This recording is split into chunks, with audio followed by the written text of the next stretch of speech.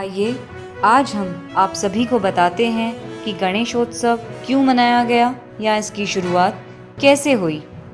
सन 1893 में लोकमान्य बाल गंगाधर तिलक जी ने आज़ादी के आंदोलन के दौरान सामाजिक समरसता को बढ़ावा देने के लिए सार्वजनिक गणेशोत्सव की शुरुआत की थी।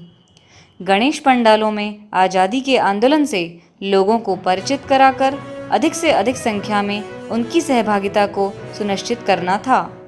भले ही आज तिलक हमारे बीच नहीं हैं, लेकिन उनके बाद भी आज गणेशोत्सव का स्वरूप वैसा ही है और लगभग पूरे भारतवर्ष में धूमधाम से मनाया जाता है।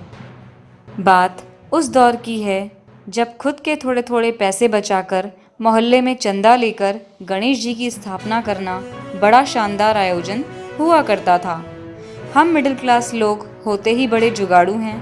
लकड़ी के 4-5 तख्त को जोड़ जोड़ कर स्टेज बनाना, उस स्टेज को मस्त साफ सी दरी से कवर करना, फिर उस स्टेज के चारों तरफ बांस खड़े करके स्टेज को कनात से कवर करवाना, थर्माकोल की शीट्स को रंग बिरंगा करके तरह तरह के डिज़ाइन में काटना, चमकीली लड़ियों से और मूर्ति पे एक मस्त सी colour changing focus light set करके खुद से ही अपने पंडाल को डेकोरेट करना इन दिनों का व्यस्ततम काम हुआ करता था।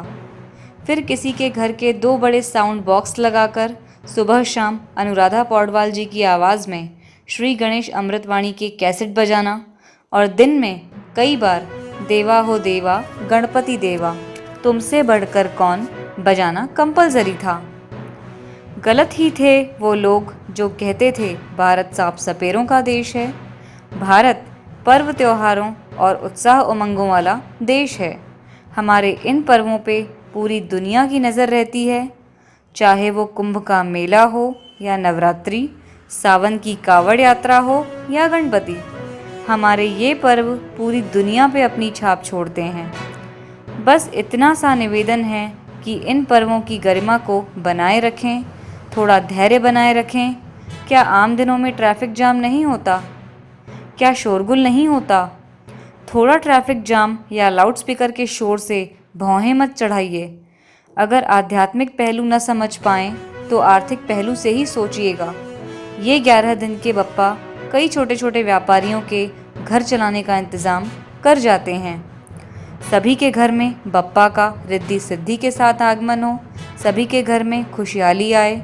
इन्हीं शुभकामनाओं सहित आप सभी को गणेशोत्सव की हार्दिक बधाइयाँ।